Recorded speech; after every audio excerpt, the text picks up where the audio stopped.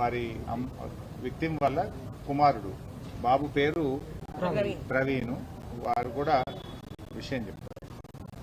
31న మా అమ్మ వాళ్ళ అన్న తమ్ముళ్ళకి రాఖీ కట్టడానికి కొయినూరు అని 31న మా అమ్మ వాళ్ళ తమ్ముళ్ళని రాఖీ కట్టడానికి కొయినూరు అనే గ్రామానికి వెళ్తానని చెప్పింది. జైనూరు నుంచి కొయినూరు వెళ్ళే ఒక మగ్దుమ్ అనే వ్యక్తి ఆటోలో కూర్చుంది. ఆటోలో కూర్చున్న తర్వాత ఆయన తీసుకెళ్తాడని నమ్మకంతో కూర్చుంది. తీసుకెళ్తుండగా ఒక గ్రామం దాటిన తర్వాత ఒక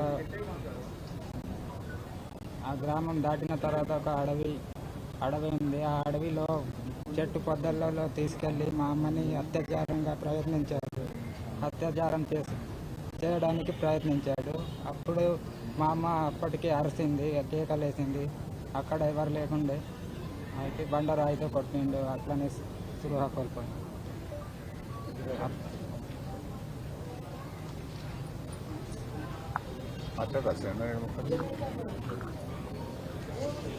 నిన్న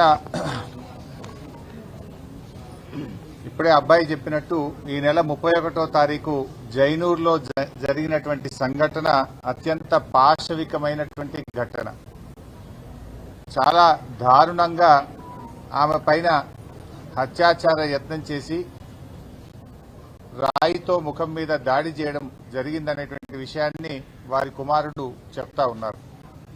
నిజంగా ఈ రాష్ట్రంలో అత్యాచారాలు అనేటువంటివి నిత్య కృత్యం అయిపోయినాయి. మనం చూస్తూనే ఉన్నాం. మొన్న ఈ మధ్య నాగర్ కర్నూలులో చెంచు మహిళ పైన అత్యాచార యత్నం జరిగింది.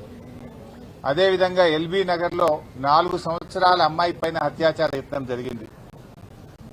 పెద్దపల్లి జిల్లా సుల్తానాబాద్ లో 6 సంవత్సరాల అమ్మాయి పైన అత్యాచార యత్నం జరిగింది.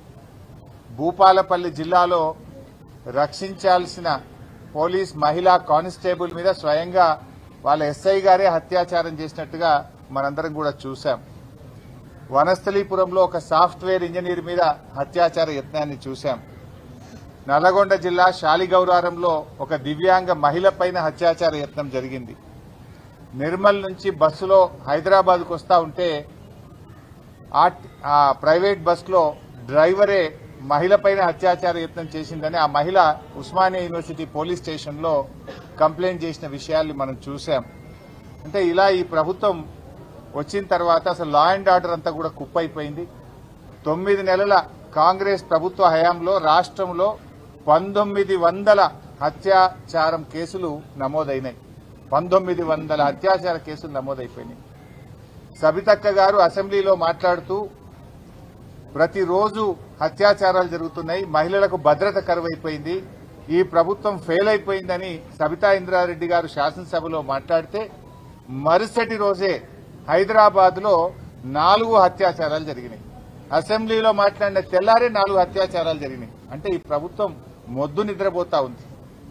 ఒకప్పుడు కేసీఆర్ గారి హయాంలో షీ టీమ్స్ పెట్టి రక్షణకు కేర్ ఆఫ్ అడ్రస్ గా హైదరాబాద్ ను మార్చాం. అప్పుడు ఏమన్నారు, తెలంగాణ రాష్ట్రం వస్తే ఇక్కడ శాంతి భద్రతలు ఉండవని, మత కలహాలు జరుగుతాయని, నక్సలైట్లు రాజ్యం వెళ్తారని ఎన్నో అనుమానాలు సృష్టించారు, అపోహలు సృష్టించారు. కానీ కేసీఆర్ గారు 10 ఏళ్లు ఈ రాష్ట్రాన్ని హైదరాబాద్ ను కంటికి రెప్పలాగా కాపాడుకున్నాం. లా అండ్ ఆర్డర్ లో దేశానికే ఆదర్శంగా తెలంగాణని తీర్చిదిద్దారు.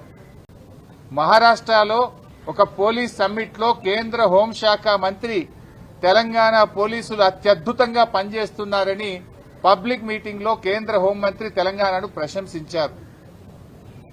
నేషనల్ అడ్వైజర్ ఫర్ డిఫెన్స్ ఒకసారి మన డీజీపీ, అప్పటి డీజీపీ మహేందర్ రెడ్డి గారితో మాట్లాడుతూ తెలంగాణ పోలీసులు బాగా పనిచేస్తున్నారు, టెక్నాలజీని బాగా వాడుతున్నారు, దేశానికి మీరు ఆదర్శప్రాయము అని చెప్పారు.